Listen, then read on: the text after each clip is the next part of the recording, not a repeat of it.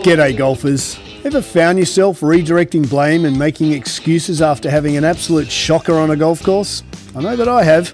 Range was closed, I was a little cold, didn't warm up, I hit it in those 3 old divots. Then we have the podcast for you. We focus on how to fundamentally own your swing. Strike it pure and consistently shoot in the 70s. Be it if you're a weekend hack, retired and playing daily, a school phenom or a tour professional. We present and discuss facts and physics pertaining to golf, trying to keep our ego and opinion at bay. We dispel myths such as keep your head down, bend your knees, or my all-time favourite, game improvement irons. So stop drinking that mythical Kool-Aid and have a sip of ours. I think you'll find it both inspiring and refreshing. I'm Scott Young, founder of Swing, PGA professional and ex-tour player. Welcome to Pivot the Path. G'day golfers and welcome to Pivot the Path. We hope this finds you well. It's a busy time of the year and just hearts out to the fire and people affected in LA. That's first and foremost. We're pretty used to it as Aussies. We have pretty destructive fires, usually every other 4 or 5 year cycle period as the dry hinterland gets rife with foliage. And unfortunately, as Aussies, we're brought up with the fire services. I've got dear mates in Andy Fay, Jeff Harris, Rosie's dad was in the volunteer fire service. And then we've got friends in Othland Park in Kansas. We've got a dear mate of ours who's just joined the fire brigade down in Missouri as well. So look, hearts go out to all the fire crew fighting the LA fire. I think we've had 16 odd lives lost and 18,000 structures. And it's decimated LA. I just hope that LA survives. And one thing that is dear to me is that the small businesses is who you don't hear about. The small businesses who have to feed their kids, house their kids, and who won't have a source of revenue income for months and months and months. All these very wealthy celebrities, they've got, cash in the bank, whereas it's the small businesses that really are going to struggle with this. And I think they're going to be the ones who we don't hear about too much. So my heart goes out to everyone. Look, everyone who's affected, but there's going to be tens of thousands of small businesses that have just been decimated who don't have any income. So shop small business, make sure you support them as best you can. I think it's going to be months before we get this train back on the tracks, and just hearts out to you. So news from the fairways. Let's pivot here a little bit, get back to a little more positivity. And we've got some big things happening in golf. TGL was on, which is a new exciting business model that's really approaching the indoor golf business. Now they've taken that from Korea and they've just changed the format a little bit. I've taken stock of all our customers at Swing, and no one's really watching it here in the Northeast, but I think it's fantastic for golf. It gets a whole new demographic, gets a whole new market, and it gets people talking about golf in a different manner. I would love the whole TGL to get away from interviewing Tiger. So I'd love the players to be mic'd up full time. So our job is to grow the game with the players who are on tour now. And someone like Xander Schauffele, for those who didn't catch it, Aberg, those guys were hysterical. And I would love to see just an mic'd up but unedited and just listen to the tour players. We don't want to listen to Tiger in the stands. We want to hear the guys playing golf and the banter and the back and forth and the niggles. So TGL's, it's got to iron out a couple of its little creases. But I thought it was fantastic. I thought it was engaging. The chipping and putting around the putting green. Now, the putting green rotates so they can change the putts so the players can't get used to it.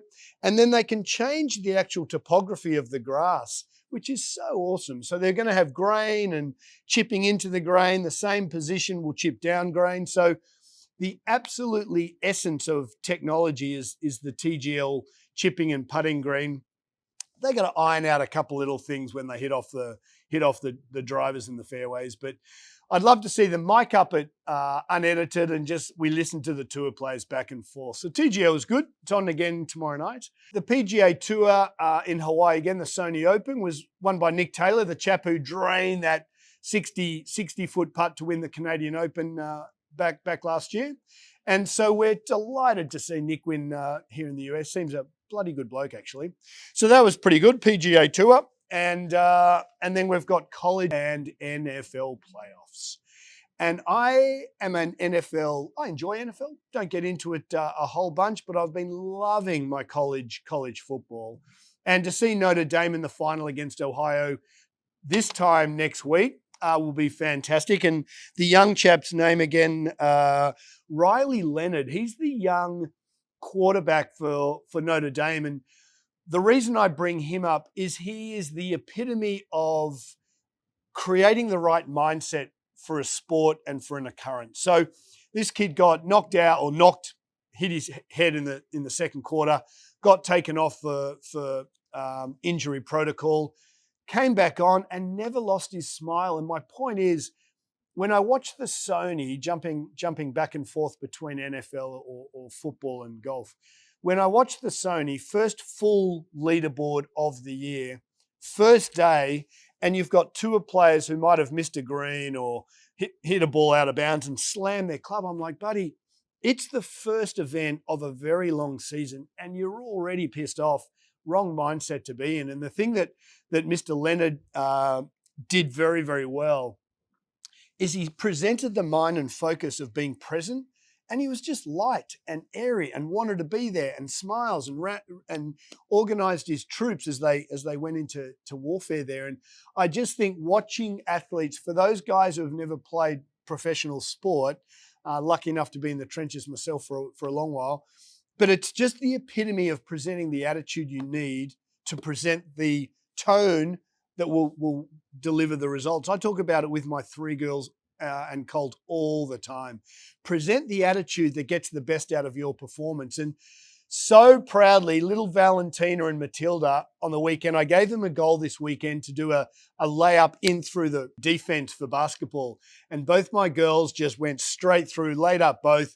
Bushy missed the basket, but she did a switch hands, layup in amongst the field, and I was so proud. And the facial expressions of her understanding that she took on the defense, it was absolutely unbelievable. So all I'm trying to say is that our job as sports people is to present the best of us in a short amount of time. In Leonard's case, it's a 4-second snap. In our case, it's a 15-second pre-shot routine.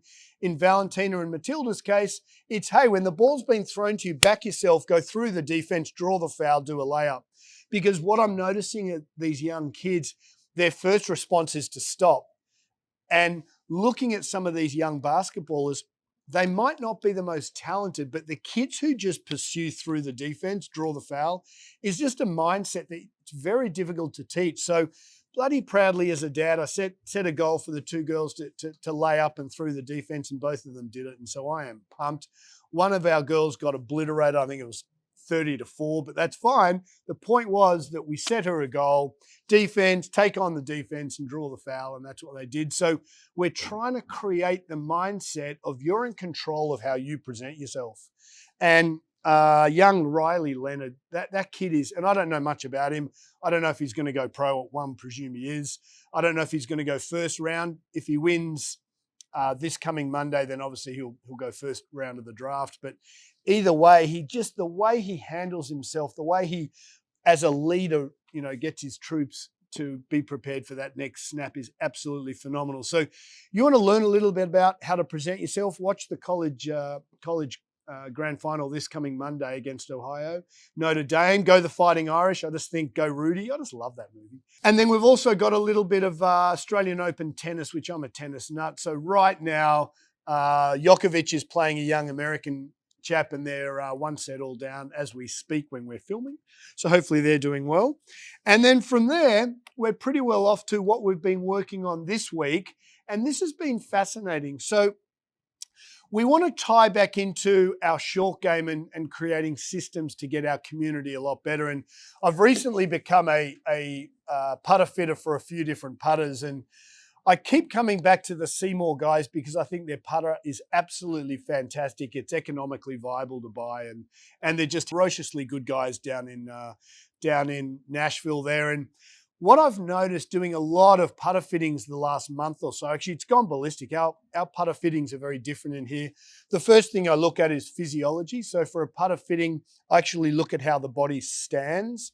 When someone has tight hip flexors, that will greatly affect how they stand and greatly open their torso rotation at address, and hip flexors and pelvic tilt is the first red flag I see when looking at putting. So as we march towards creating systems, obviously last week we looked at pitching, and I've just taken stock, and the whole idea of Pivot the Path is to keep it high and tight on what our community is talking about. So obviously we're engaging with TGL.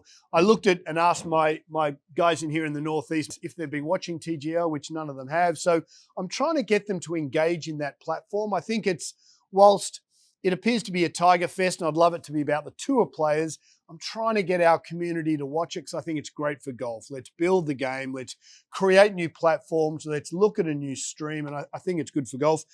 But I've been really interested in how many putter fittings I've done.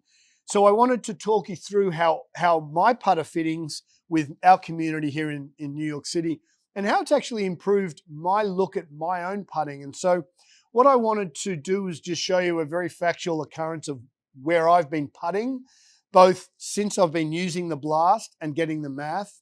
And then secondly, last week's little aha moment was maybe I've had the same putter for 26 years. And for the first time, I actually thought about putting a new putter in the bag based on math and physics, not based on how I feel. So as the PGA show down in Orlando is on in the next couple of weeks, every time I've been there several times, you've got this massive putting green, and it's all about emotion and feel. And what I do with my putting fittings is about mathematics and rotation. And so what I wanted to do is explain how I may pivot from the 26-year putter I've had to put a new Seymour in the bag based on toe hang and how that affects my putting strokes. I thought we'd kind of discuss a very factual way to look at your putting. I think 99% of people, tour players included, Mutsuyama, who won last week, had 4 putters in the hotel room and just chose one. Now, I'm going to throw at you a different way to look at this. I'm going to look at Blast, as I think, and I've said this before, every single golfer who loves their golf should have a Blast, because it's looking and mathematically looking at rotation. Instead of being emotional and how do I feel, does this putter make me look good? What does my stroke do? What are the red flags with my stroke? For me, I know that I spin a little bit, which I've done for 20 years. Now, I've been working for about 16 months now on curbing that rotation. But I've just realized that if I put a Seymour putter in that has a little more toe hang, that's going to keep the face a little more open through impact. Because I've gone from arcing the putter 4 or 5 degrees, which I think I was on tour, never measured, now to 1.5 degrees for a 14-foot putt. If I get a tendency to close that putter, which I do, if I have a toe hang putter, which toe hang is just basically how you measure the putter. We'll do that in a second. And toe hang generally says that if someone arcs the putter less, a toe hang putter will help them. To me, that's just horseshit. We want to look at rotation and how much the putter rotates through impact. And actually mathematically looking at this, it's actually immeasurably helped my putting stroke. So why don't we get into it? I'll show you how I came to this conclusion. We look at Blast, and I'll show you a couple of different putters to check out. So let's get into it. Okay, so what's putting all about? I've had the same putter for 26 years. Very loyal person I am. It's called a Rife. Pretty good putter. I love it. It's nice and short. I try to leave what I like out of my teaching, but I like in putting when people's arms are straight. When you cock your elbows, cock your wrists, there's more moving parts. So I like the whole effect of what Bryson does with the arm lock. I think the arm lock should be banned. You shouldn't be allowed to attach a grip onto your forearm. Adam Scott can't attach the top of his putting grip to his chest. Therefore, in my opinion, it's the same attachment down here. So I think that should be banned, but that's a different story. With my Rife, and I've just had a putt just so we can save the video here. This is about a 14-foot putt. Now, I believe that the putter should slightly arc. We should be arcing the putter for a 14-foot putt. We should arc the putter about 1.5 degrees. And, Tiger, best putter probably that's ever been. Baker Finch, Aaron Baddeley.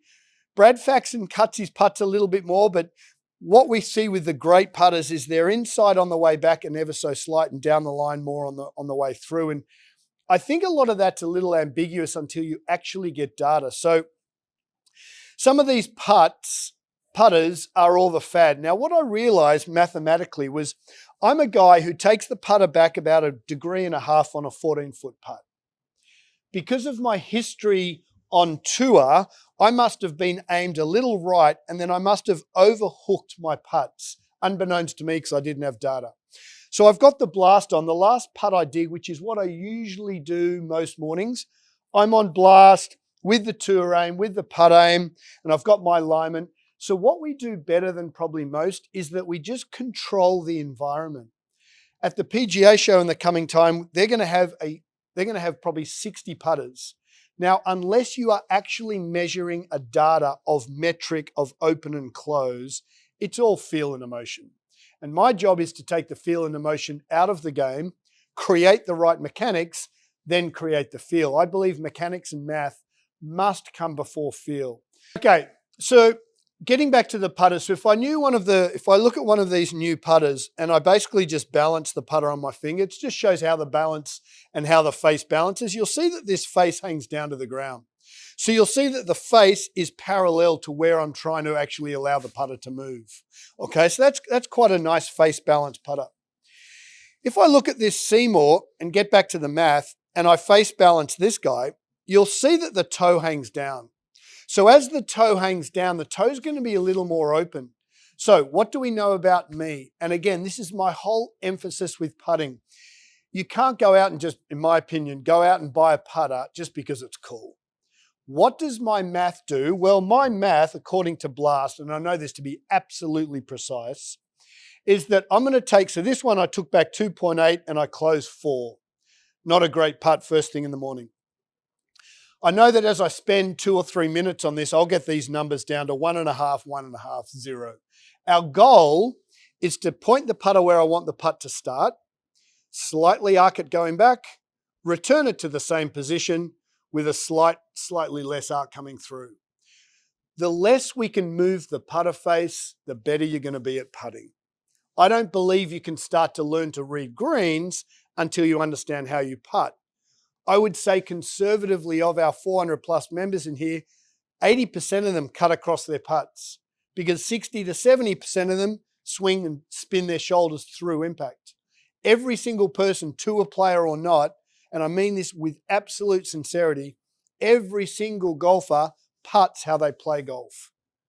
My old coach, Tiger, way back when, and when we were on tour, my old coach is a delightful guy, Shauno. He got belted for so-called ruining Tiger's golf game, yet it was more about the fact that when he changed his posture, his putting changed because his eyes were like, whoa, I'm not used to standing in this position, and got unfair barrage for that.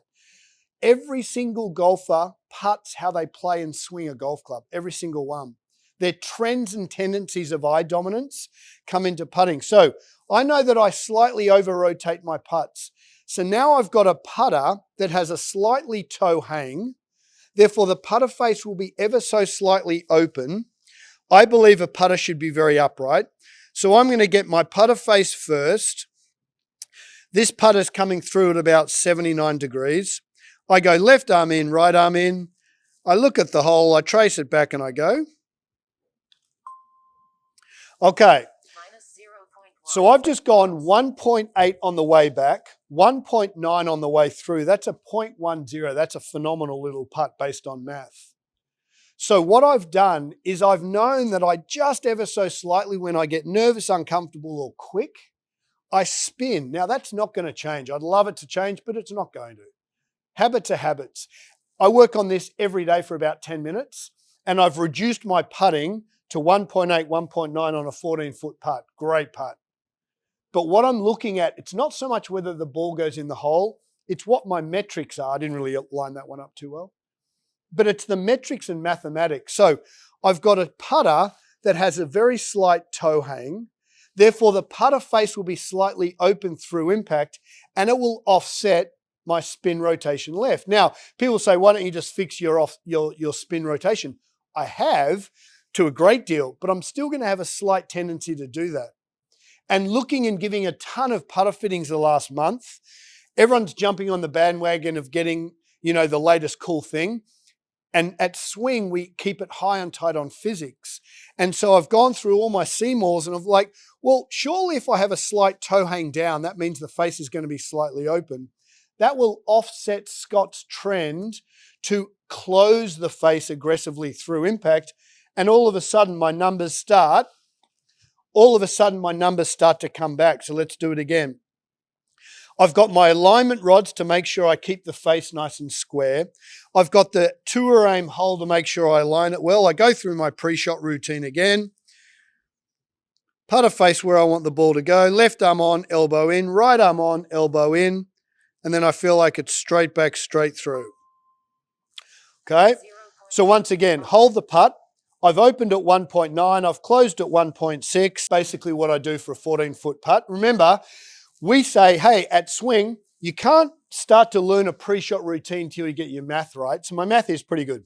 I've taken it back 1.9 degrees. So what that means, from the time of address, the putter face is opening 1.9 degrees.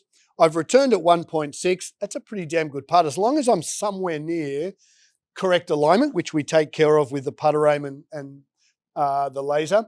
As long as I'm in pretty good alignment, I'm going to hold everything I look at. 14-foot putt, in my opinion, should be arcing 1.5 degrees. There's the proof. On a 6-foot putt, that's going to come down to about less than 1 degree. Again, be pragmatic when you go to buy a putter. Understand what the putter's going to do for your particular putting stroke. And in my opinion, you can't understand what your particular putting stroke does. It's not feel, it's mathematics, blast. And in my opinion, it's looking at your physiology. Where am I tight? How does that affect my rotation? I guarantee you, if you've got tight hip flexors, you're in what we call forward flexion and rotation. Your shoulders are aiming left all day long. You cannot buy a new putter until you look at physiology and mathematics and then create a routine. And then from there, routine, routine, routine. So I set this all up. Putter face always first. Take my stance. My putter's extremely upright at 79 degrees. Left arm, right arm, trace the whole putt.